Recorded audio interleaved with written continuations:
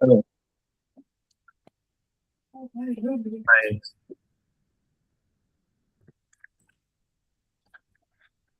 Hi, Bosco. Welcome. Just getting stuff set up.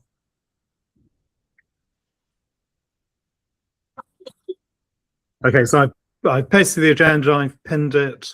Ryan would like Ryan is going to paste in the K equals 1000 discussion. I've not had a chance to look at that myself, but we should, we'll add that to we'll make sure we cover it in the agenda, but it's going to be covered in the parameter committee meeting next week, so there will be a chance to look at it next week.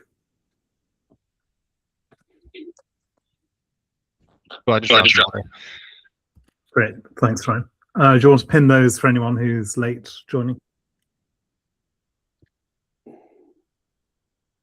Great, thank you very much.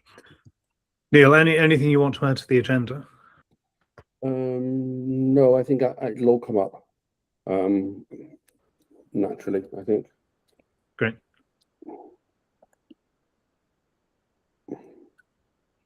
Do we have any guests in the call, Bosco? It's not easy for me to tell. I don't see anybody else right now. Right.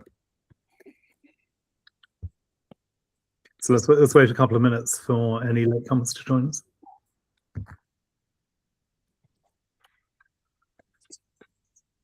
While you're there, Bosco, did because we'll cover that. We'll cover that now. Yeah.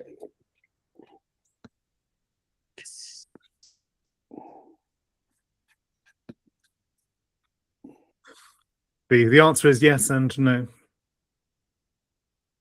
We'll cover it. Hi, Martin. Anything to the agenda, Martin? Nothing on my side. Great.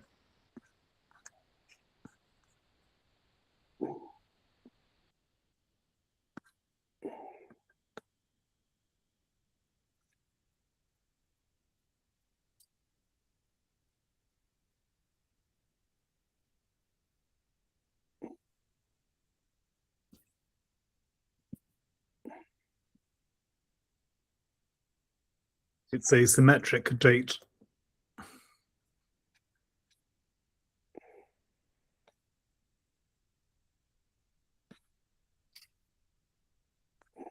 Not palindromic, unfortunately, but it's symmetric.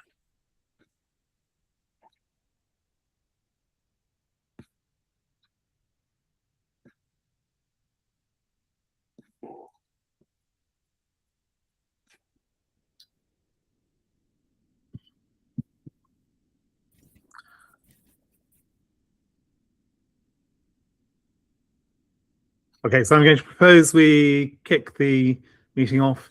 Welcome to the Technical Steering Committee meeting of the 26th of August 2026. We have a reasonable number of items on the agenda, so we've just discussed whether we need items to be added. Alex, you've joined a bit late. Is there anything you would like to add to the agenda? Nope. Thank you. Okay. By my calculation, we have 6 voting members of the committee present, so we are quorate if we need to take any decisions. So let's kick off as usual, looking at actions carried over from the previous meeting. So Bosco. Yeah, just give me a sec. Okay. On our request, follow up with exchanges and SPO channels to encourage active voting, abstaining on governance section. So, did you do anything when it comes to that, Alex? Yes, this is still ongoing. We are using our channels with the exchanges actively, and Marcus has prepared and I believe already sent. Maybe if there's an SPO in here that receives those news and atlas, they can tell. But I've seen the draft already and it's being sent out promptly, if it wasn't yet. Yes, and I've posted in the Slack channel that there is a DREP call. So it's not for the SPO specifically, Alex, but there's a DREP call immediately after this meeting. So I, for one, will attend that. If you have a few minutes to attend, that would probably be helpful. Sure. Okay, the next one was, again, I keep missing to fix this linear layer. Linear layers. Okay, so locate and comment on the PR proposing larger linear layers transactions. So did you do it? Or you did a linear layer? Yeah, no, but basically I went looking for it and I couldn't find it. I'm sorry. I needed a bit more. So I can try again with Claude perhaps, but I didn't. Okay. I didn't maybe somebody can help you with that. Yeah.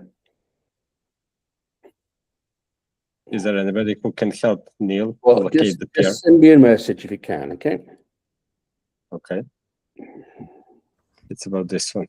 Okay. Right. This was the question about whether larger max transaction execution units would be allowed in endorser blocks than in ranking blocks, Neil. Correct? Yeah, and the point was there is a PR for that. So the point is, and my point was, were you to allow that, those transactions can never end up in an RB, and therefore, therefore in fallback conditions, those transactions will get stranded. Yes. Okay. And you know, that's just. Lee, I will find. I can find the PR. Right. I was trying to find the PR, but I think that point may or would. It's such an obvious point. I'd be surprised if it hasn't already been made. Yeah, I think Alexei has probably made the point already. Okay. So next one was on you, Kevin, to clarify with no teams whether 11.2 or 11.3 introduced the new block structure. So. Yeah, so it's where I'll just go through this. So the state of play is 11.1 has been released, and there is an 11.1.1 in preparation with a few patches that's expected to form a mainnet release. 11.2 will have the new block format for linear Laos. This will come into effect protocol version 12 nil. Okay. And then node version 11.3 will be the one which should have all of the new linear Laos features, all of the features that will be enabled at the Dijkstra hard fork. So it's supposed to be feature complete. And will that require a new protocol version? Yes, that will require protocol version 12. So these are Dijkstra. Well, yeah, so, but you just said it was protocol version 12, so it won't require an upgrade to the protocol version. 11.2 will upgrade the protocol version. No, the changes will be available in node version 11.2, but only on testnets, not on mainnet. No, the question about is that the protocol version is actually something that's negotiated on the wire, right?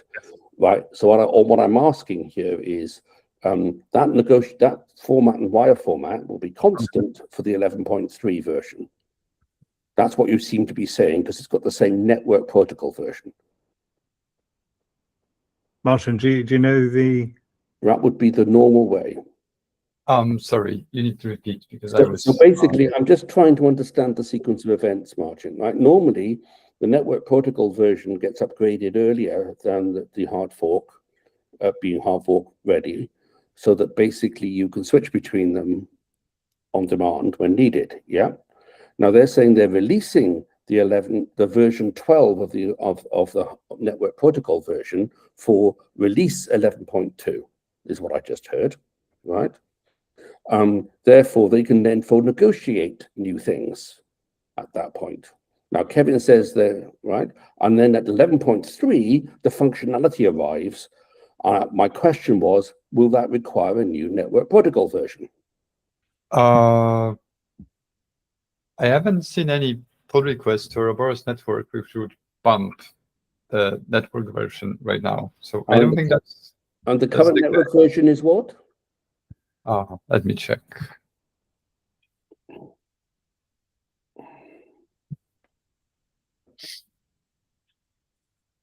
Uh, 15 with 16 being experimental. Okay, so what you were told of version 12, Yeah, so no, protocol version 12 is right? So there's protocol version. So coming. I think the thing we need to ask for, they need to tell us what protocol version, what network version, and what It's- release version is going to happen. It's probably the blog version. Yeah, I just would like to know. I'd like to know the sequence of events because if you don't do it, if somebody forget it, it doesn't matter what they promise, unless you've got the software there with the right network protocol version, you can't turn it on, right? Right, and you can't just flip these things overnight. They take time. Right? Sure. I think it's they're updating the blog version, and the thing will land on the network later on. And we don't need hard forks for changing network versions. I know so- we don't, and I just want to make sure it's good. It's a consistency check, Martin. That's all. Sure.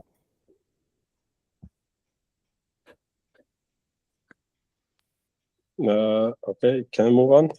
Mm-hmm. Okay. This didn't happen properly, so we still need to work on it. There was a small sync on this topic, but I didn't progress much with this thing. Plus, we can cover the budget when we come to it. It's on the agenda. And for James, but this was James Madinger. Again, this is tied to a budget, and I was asking this question whether it is finalized now. Still didn't get the answer. That's the current state. I would assume it is, but I need to be explicitly confirmed. In this case, a short delay hasn't been harmful. The ADA value has actually increased. Yes, I know. What James was saying last week, it should have happened by Friday, right? Last Friday or something like that. I don't have the exact or explicit confirmation whether it happened or not. If you know Tex, if you're here, if you know something more than I do, feel free to jump in, but this is the latest I have.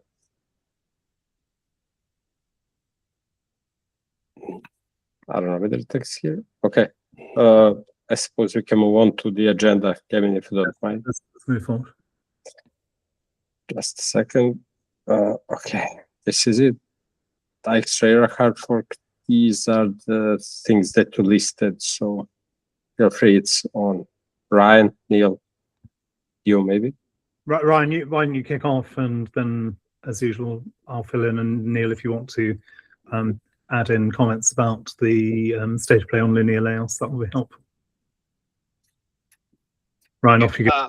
Yeah, I missed a bunch of it yesterday because my mic was broken and I dropped out, but I can pull up and read off the comments if you need. Give me It's 1 structured. second. Let's see, the ledger interface for Plutus V4 will be part of version 11.2, expected to happen in the next 2 weeks. Should not be considered hard fork ready. 11.3 is expected to be feature complete by the end of August. Protocol That was parameters. the goal. That was the goal, but it's obviously going to be missed. Yep. Protocol parameters need to be confirmed, which is expected in node 11.2. Discussion of guardrails with the parameter committee once those are fixed. Not new parameters, not only for Laos, but for other scope items too, need to be addressed, as all should be included in constitutional amendments. Discussion this Friday on constitutional amendments related to Dijkstra and tech domain experts. Parameter Yes. committee needs a week of review for the parameters. CDDL is expected to be completed in the next 3 weeks. DB sync changes are following Dijkstra scope. Work is happening in parallel. And soon after the node is marked as hard fork ready, DB sync will follow. Main focus of the comms team remain the update constitutional committee and governance action and low SPO engagement. That's not looking the best. Like last I checked, do we want to discuss that? Because since that could be a blocker for basically everything we're trying to do. Yeah, so quite a few issues coming up. So the main task, I think, from my perspective, was we needed to have the scopes of Dijkstra hard fork clearly defined. Now that's supposed to be frozen by the end of August, August 31st. We are basically at that point. My understanding was that you had a document that was recording the scope. But what we need is a definitive source, canonical source for the scope that's going into Dijkstra. Because I'm seeing 2 or 3 versions circulating at the moment.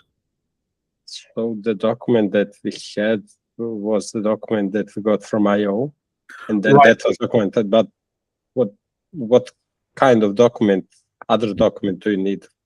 We need one which is owned by the Hard Fork Working Group, which is a definitive definition of the scope of the document of the hard fork. Okay, so it's okay for IO to provide us with a draft, but what we need something which is a definitive source, saying this is what will be in the upcoming hard fork.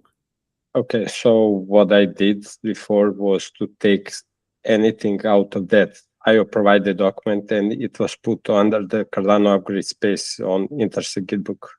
So it is there.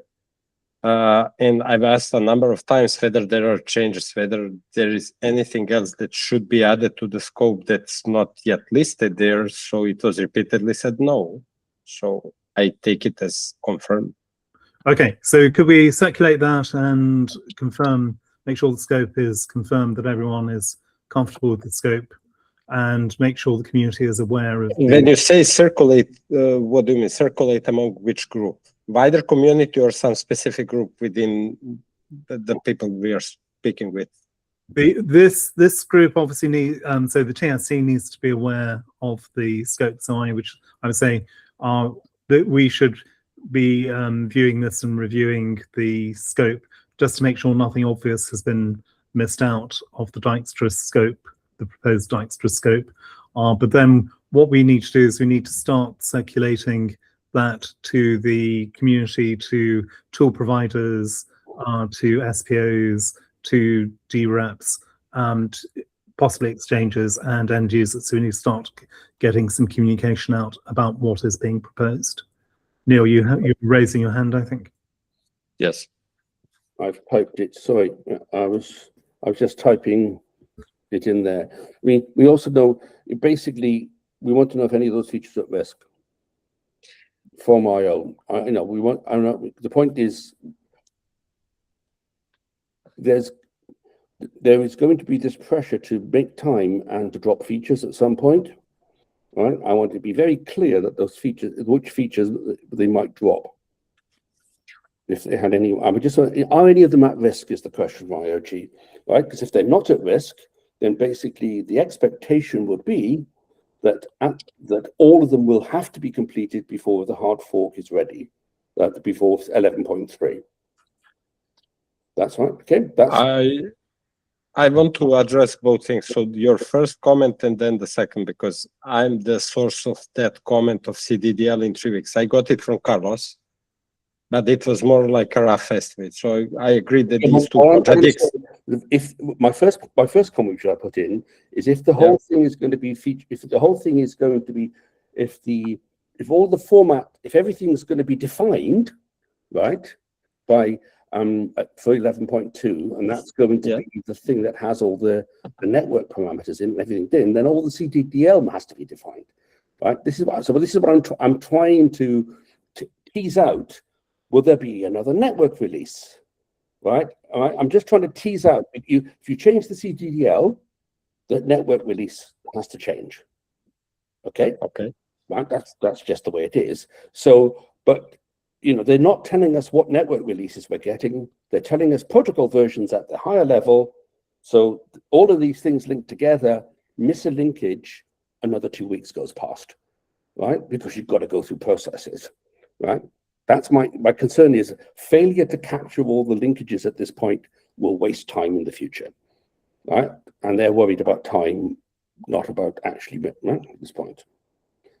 That's my point. Does that make sense, right? If you say to me, is feature complete in 2 weeks, but the CDDL is not yet decided, those are basically, or if that's, then you haven't defined the features.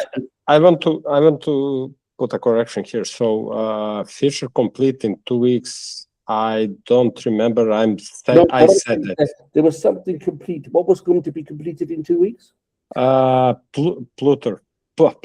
Sorry, Plutus. I don't know why. So this is, just give me a sec. I just want to be explicit rather than just a brief moment. So adding ledger interface for Pluto V4 will be part of version 11.2. And that thing is expected to happen in next 2 weeks. But the feature complete version that was expected by the end of August was So 3. the ledger version, right, requires the concrete syntax for the representation of the ledger, which is the CDDL. So if you're saying that's complete, but the CDDL is going to take 3 weeks, that's a contradiction as far as I'm Yeah, concerned. I think there's a bit of confusion here. So what was supposed to be defined by the end of August was the scope of the features, Neil. Version 11.2, as Bosco is saying, should include Plutus V4 and the new block format. But I'm not sure, and it will include a draft set of parameters, but I'm not sure that's going to be a final set. 11.3 is the version which should include. Kevin, I get that, but the statement that it has a ledger interface that is complete, right? By definition says the CDDL has been written. Okay, I can provide some understanding to it. Yeah, I'm Not technical, but just logical. saying it's sequencing, guys, right? It's sequencing. Yes. It's sequencing because if you change the seed, if you're going to move the CDDL on, then actually it's a different interface, ledger interface, right? Okay, so the two of these informations are coming from two different people. So CDDL information was coming from Carlos, and Plutus V4 was coming from Alexei. Alexei just got from the PTO, and he just said at least 2 weeks. So I would say that is probably really important. So it's the lower bound of 2 weeks. Yes. Right. Yes. That wasn't I said just wanted to provide logical, not technical explanation. You are right, probably I trust you. No. I just You want have to, this is important because basically it's Yes. not at most 2 weeks, it's at least 2 weeks.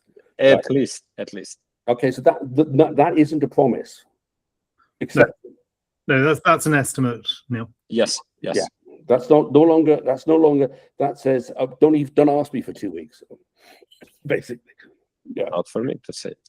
Okay, so as you say, right, let's move on. I'm not trying to be nasty. I'm just saying, unless they provide all the information, I'm trying to work out how the hell this is all going to fit together at the end, right? And I'm just worried that there are quite a few internal steps missing from the plan. That was obvious. So we should identify all of these steps, or identify the steps as best we can. all I'm identifying is the obvious inconsistencies. Please resolve. That's what the vendor should be doing. Okay. Also, Kevin, if I may say, what I'm looking at in iOS plan 2.1 version is it says for the end of August is feature complete at component level and node integration begins. Yeah, that's so that isn't going to happen, Bosco. Yeah. But you said about scope freeze, and I think scope freeze was end of July or something like that. Not end of August. If it is, the scope hasn't been published yet. My understanding was the end of August. But I was looking at their version 1.0, which Jeff had said was the latest version. It turns out that 0.2 was a later version of the plan than the one that Jeff had said was the current version. So there's some confusion. That's now been relabeled as version 2.1 of the proposal. Currently. So yesterday it was 2.0, and then today it's 2 days ago it was 2.0, and now it becomes 2.1. So it's evolving. Yeah, That's so I've not had time to look through that properly. I was trying to look through it before this. Could you add the URL for that to the It's the same document that was circulated Yeah, before, but I will share. keep on, just sort of say just put it It's in the chat, Neil. don't put it in the chat, put it in the Slack saying It's in the Slack.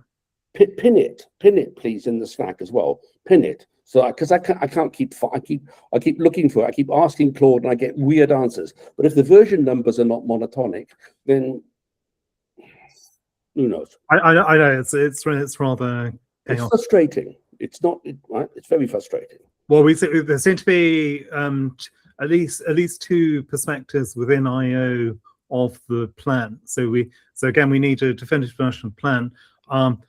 Carlos is telling us that version 2.1 is definitive. That's the latest version we have to work from. I became aware of that yesterday or this morning. I've not had a chance to read through it and to determine what the differences are with version 1. Version 1 was lacking some gates. Version 0. The so-called moderate confidence timeline appears to be infeasible. Some of the timings are now technically infeasible, it seems. So I'm not convinced that the version of the delivery plan that we have is a final version of the plan. I think it will evolve further. Anyway. Yeah, but it's creating it needs to be consistent, Bosco, because otherwise we can't tell what it is we're working to. Absolutely, because that would mean we need to evolve every other activities that relates to that plan constantly and without being in the loop. So it's hard to keep up. Sure. So again, I just want, because this is going for the record. Just so everyone's clear for the record. Version 2.1, this latest version of the plan, the integration from the release meetings, 11.2 is likely to be released mid-September at the earliest. That's going to be necessary before integration can start on 11.3. So already the timeline for the moderate confidence proposal is disrupted. Affected. Yeah. So I think we're almost certainly moving to the high confidence timeline when we can. Also, for the record, Jeff, as an IO representative who was communicating the plan, he's off this week. So I would wait for him to confirm the updates there. That would be helpful. As said, the information he provided us before was inconsistent with the information that Carlos has provided us. Yeah, I agree. Okay. On the constitutional amendments for the parameter committee, I have been promised information by the end of today, and I will pass that on. I was given information by Sebastian. Sebastian basically said, look at the SIP, but that's very early and not really suitable for detailed discussion by the parameter committee. We could look at the general parameters, but we've been promised more detailed information by the end of today, and we should have enough time to review that before the meeting next week. And I have seen draft material that appears to show a better state of progress than everything is in the SIP. Bosco. Just wanted to ask, so does the draft cover only layers or everything that is for Dijkstra? I'm imagining that Carlos is going to provide us with the linear Laos parameters only. Sebastian, you mean? No, Sebastian has pointed us at the SIP for linear Laos. Okay. What I'm imagining is that Carlos will provide us with only the linear Laos parameters, but he may have other parameter settings too. We will need to find out this later today. Okay. And obviously, if there are parameters beyond the linear Laos settings, those need to be considered as part of the review cycle as well. They need to be considered en masse together, right? Because interactions. Now, the point is we need the set of them. We can start with a subset, but we will need the set very, very quickly because interactions have got to be understood. Exactly. Yes.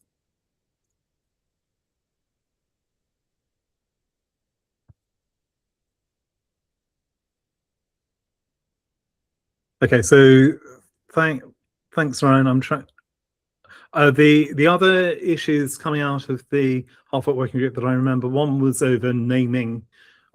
So we'll need to consider the naming that will progress, and there'll be a proposal put forward. The original suggestion was to submit a proposal on September the 6th. And what Adam Dean has proposed is, and it's supported by the Hard Fork Working Group, is to name the Hard Fork after Alex Eskin and to provide an in memoriam section for other community members. So that was what was being proposed. That may be disrupted by the absence of a constitutional committee. If a new constitutional committee is not voted in by September the 1st, the info action would become unconstitutional. And the other thing to raise from the meeting was that the Amaru team is confident that it will have a block producing node by the end of September 2026. And that's pre-release, and then beta 4 weeks after. That's what I got from Damian in the meantime. So we will need to track that, because obviously it raises different issues. They're expecting that to track the hard fork. Yes, they're not currently seeing any issues with that tracking the hard fork, but we will need to monitor that.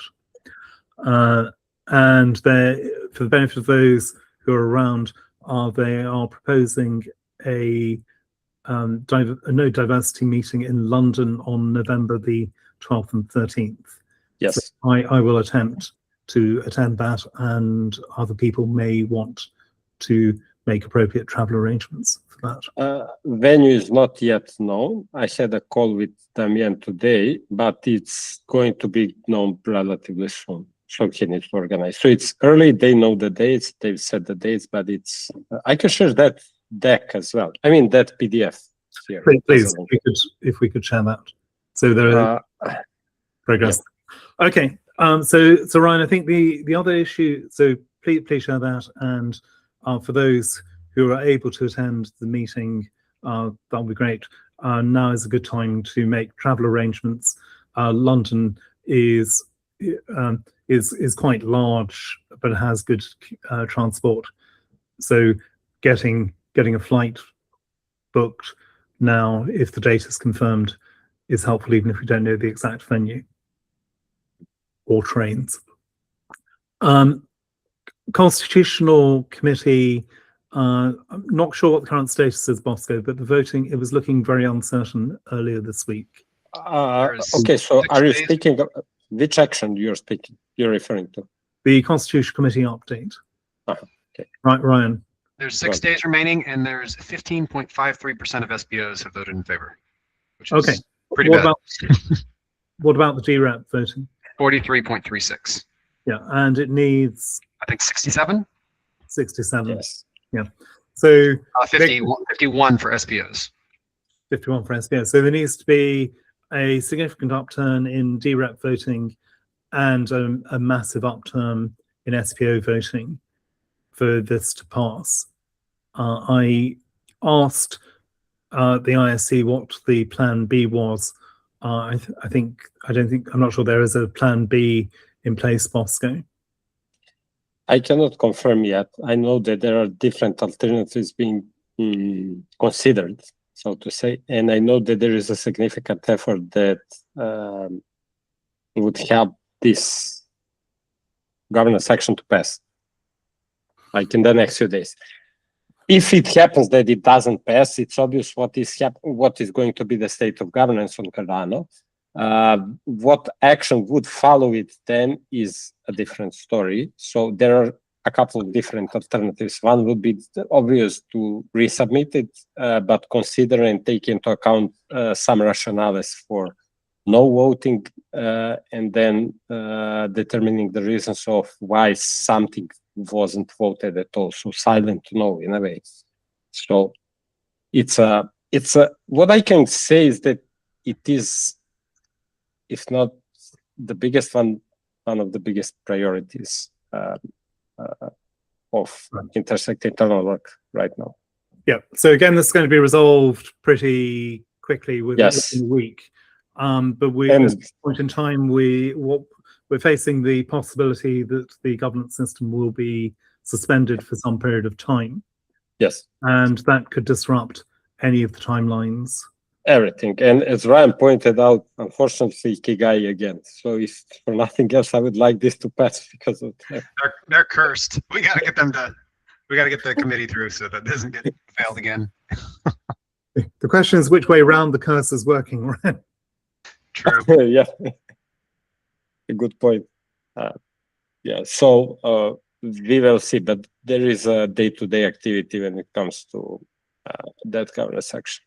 So we'll monitor that carefully. But if the Constitution Committee update isn't approved, then there won't be a functioning Constitution Committee. Yes, Which means that we would be unable to progress with actions like parameter updates, hard fork. even the simple one is naming none. So Constitution for Dijkstra, everything would fall behind. everything Yes. falls back. So there's potentially a huge risk here to any planned timeline. It affects everything. Simple as that. Yeah. So good luck with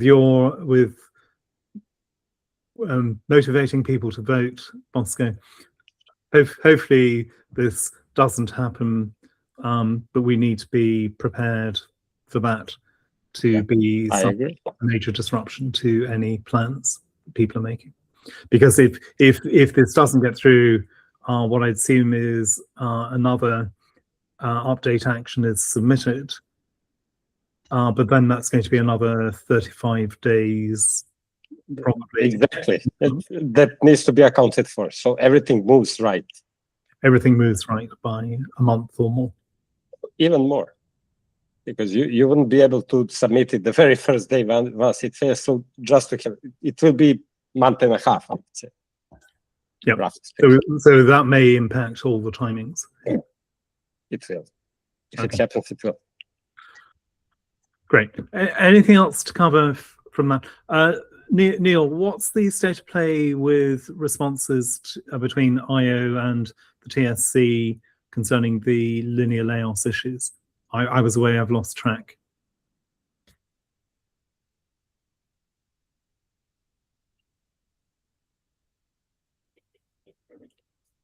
You're on mute, Neil. You are energetic, but you're on mute.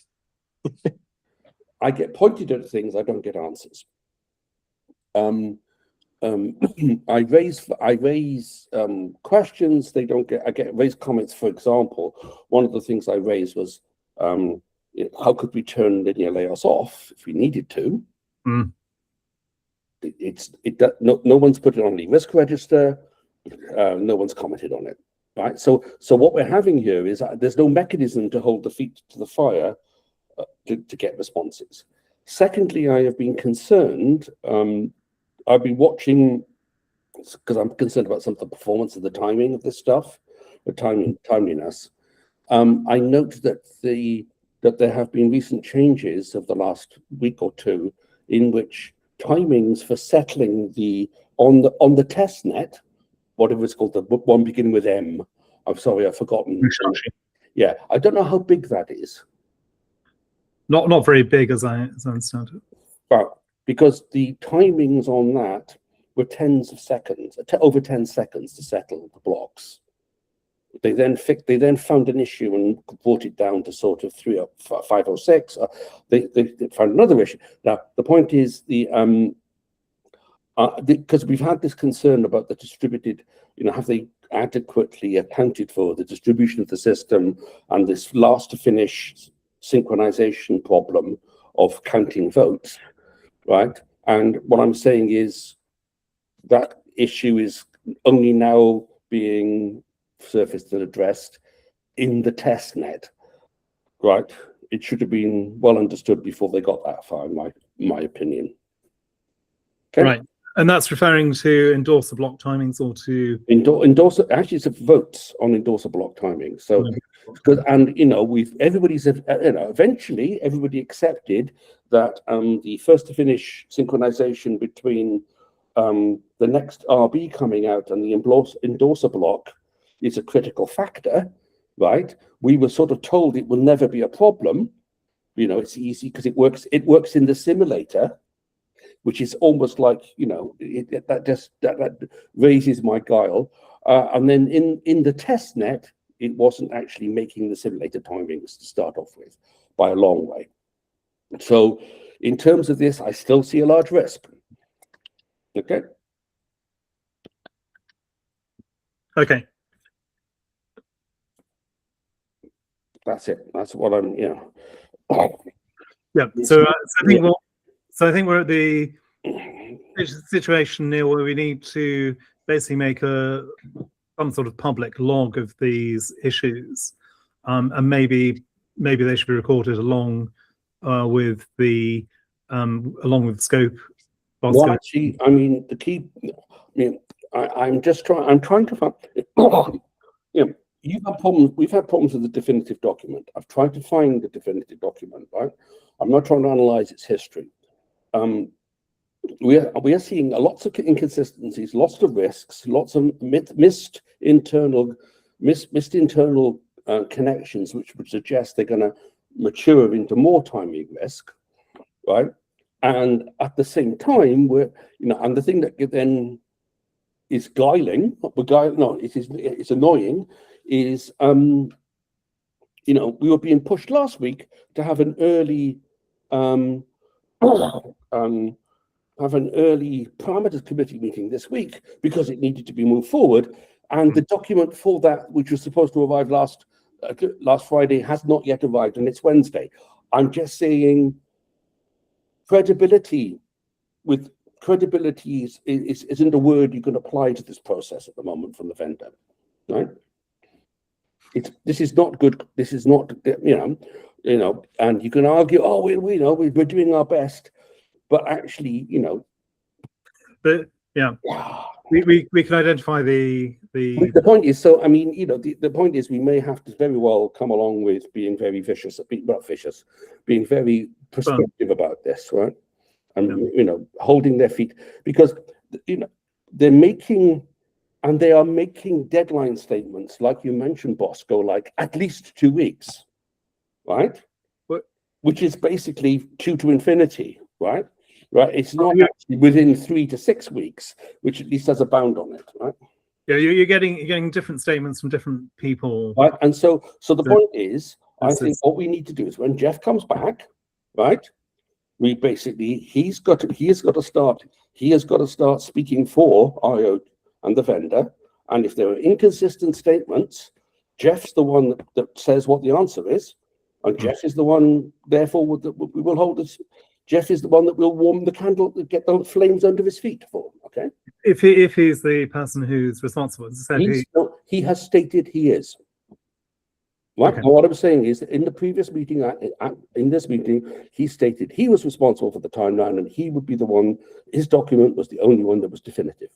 Yeah, and he presented that to the Intersect Steering Committee. That was the version 1 of the proposal that I was referring to.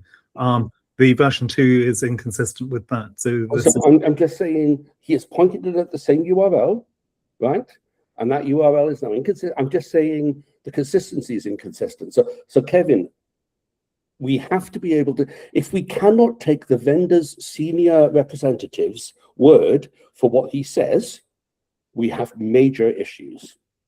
Right? He has to be responsible for the operation of he has the power. He must be responsible for the operation of his organization. I'm sorry, I would, if I was doing this to any of my as a vendor to any of my company, I would be sacked years ago, right? Because of not being. I'm just saying this is just no way to run a project. Anyway, let's wait for. We need to get rid of the. We haven't got rid of the whispering gallery. That's the problem. I want definitiveness. Exactly, and that's what I was pushing for earlier this week. There's lack of consistency, and we don't have canonical definitions. So we need those, absolutely. Bosco, I'm conscious of the time. I was going to move the conversation on if there's nothing else to cover here. You're the chair. I have only one question. I'm just trying to simplify a bit operationally the discussion about layers. So all these technical concerns, you are raising questions that aren't being answered, as you say, Neil, right? That's the current statement.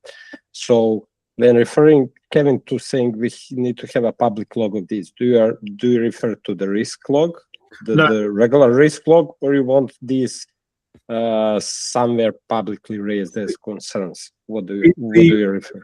The risk would be that, so you could have a very detailed risk log. Okay, each of these is a technical risk. Yes. So the in a general risk log, I would normally abstract that to a higher level. So I would talk about technical risks, performance risks, this kind of thing. Okay, so we could have a very detailed risk log now, Neil, if you wanted to do that. I'm more than willing. I don't. That's too late. It's too late to try and retrofit that, right? Right, because all those risks are maturing around us, left, right, and center. Okay. The key problem is that the timescale and dependency risks, right? They are, you know, they talk about, you know, moderate thing and high what's it, right? What we don't know is the assumptions on which those decisions are made, and we can't see if any of the underlying risks for them are maturing, right? You know, so for example, you know, just say this clearly we have identified a risk today is that the Constitution ceases to exist, or we don't have a means of moving it forward. The Constitution won't cease to exist; it will simply be frozen at the current version. Yes, so we can't move. So then basically, you know, that adds a precondition to any actions that we might want to take, which moves timelines onwards, right? And what happens is that the critical path keeps moving. The critical path will keep moving, but unless we can see the dependencies between things, right? I can't. There's no way I need to be assessed. Yeah, I'm trying to analyze those, but I was confused by the difference between the two plans. I've done this for version 1 of the proposal, but now we're on this alternative version. I will. But they could just share the dependency graph with it. What they're doing. The point is, okay, I would expect for a project of this size, appropriate application of project management tools in which, you know, there are tasks, there are preconditions, there are timelines, it will generate critical paths for you. What we are seeing are spreadsheets with blobs on them. Yeah, and you're seeing a linear timeline, which is not credible. Yeah, not plausible. Should we move on to the rest of the agenda? Yeah. Okay, I'm going to skip the discussion of the budget items. I see them as important. I had a pre-discussion with Christian last week about some of the reports. I think we do need to move that on, and I've been moving some of the discussion on with SIP editor funding. But I think the correct thing to do is to come back to that. And to cover that in proper depth probably next week. It will give me some time to work on what we have committed last week.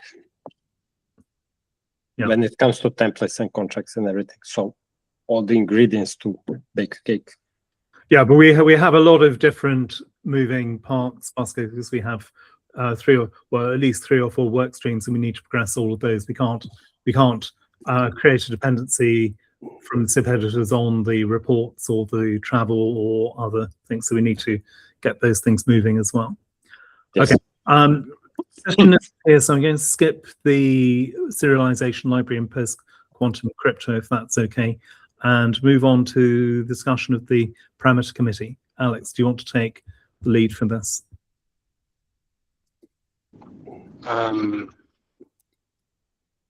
Happy to, but I'm not sure which point you have expected.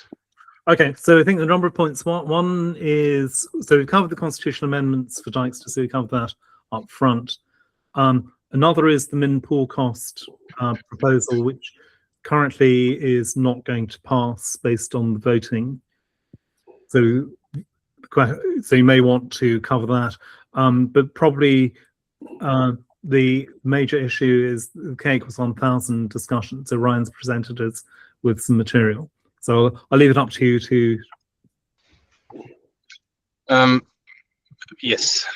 So alongside the Constitutional Committee update, there is the parameter update of input costs. It looks similarly dire at the moment for that. For the same reason as for the Constitutional Committee update, it's simply voting participation that's the problem.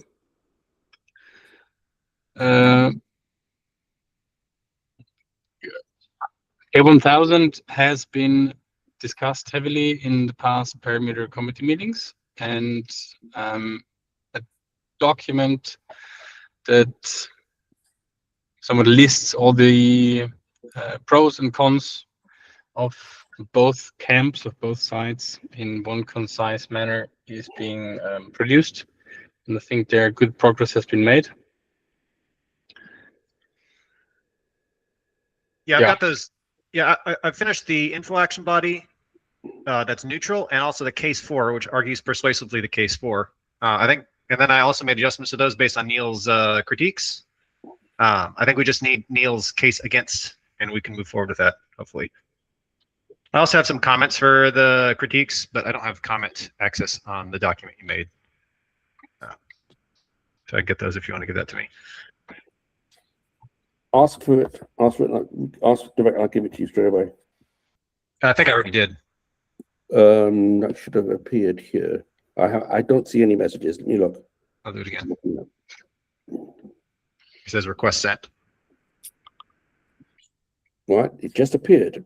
There we are. Oh, that was okay. That was yesterday. Okay, yeah, that was yesterday. I hadn't got round to confirming it yet.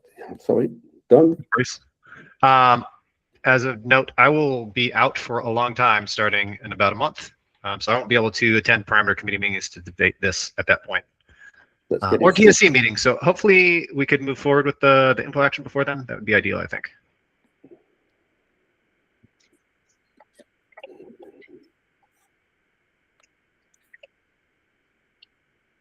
Yes, this is the info action putting the case for KX 1000. Yeah, the case, the neutral case, the explanation, and then the case, and then the case against. Good, great. So I think the community needs to discuss because the feedback channels we've had have been rather confused. It's not clear what the support is either way for increasing the K limit or keeping it the same. There is some interesting rationale. I don't know if you guys read all the rationales in the min pool cost parameter proposal up right now, but there's a lot of people mentioning K in that one that could be interesting. Answer some of those questions. I'm not too surprised people Right. tie the two proposals together. I'm also seeing some feedback that says don't bundle. But, I guess while we're on this topic, SIP 50 has been approved for Dijkstra, and I was floating the idea about that will need a new parameter for the new L or max pledge leverage, which does effectively very similar thing to K by changing the saturation cap. Just happens to be a different saturation cap. So we could explore the idea of changing them together if we wanted to, since that would cause stake to move at one time. Is that that's something? Yeah. So do you want to put that onto the agenda for the parameter committee meeting next week? Sure. I think I already dropped it in the Slack, but I'll find it again.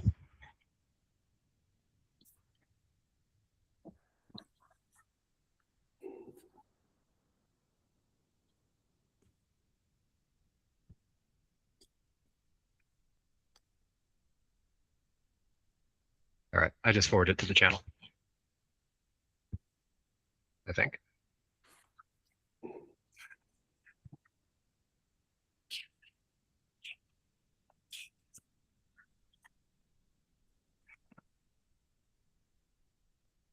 Okay, so we seem to have wound up the discussion on parameter committee matters. I've got a few minutes before the end of the meeting. So I said I'd had a pre-discussion with Christian about possible technical reports. So we'd identified a number of things that could be interesting things to investigate. One of them was that Christian raised was governance thresholds. Another was the whole issue of post-quantum cryptography. That may be covered off by the work that the IO research team is doing, but it may not be completely covered. So that would be a possibility. There may be some issues around linear layoffs that need to be investigated, but those are obviously that would be very urgent. So we would need to commission anything that we wanted now. Alternative node implementations and the impact on the ecosystem, technical impact on security, etc. That would be a possible report. Performance concerns would be another possibility, and security reviews might be something that we would consider. So commissioning a security review for the Cardano ecosystem operation, that could be something we could consider. I'll circulate that list via the Slack channel. Is there anything else that we should add to that? Anything that people think would be burning technical issues?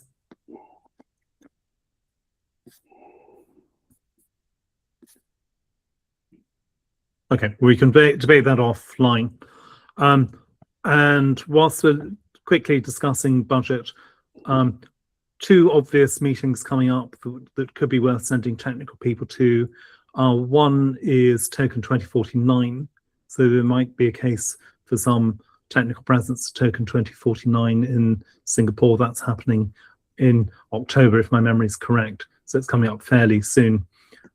Probably a relatively expensive trip for most people, but that could be something where we could open up a call for travel support. And the other obvious one will be attendance at the Node Diversity Workshop. I know that some of the old Node implementers were expressing problems with funding for travel themselves. So it could be that opening up travel funding there would be something valuable to do. Those are the only two things I'm aware of at the moment. I don't know if there are other events, community events, that will be worth providing additional technical presence at.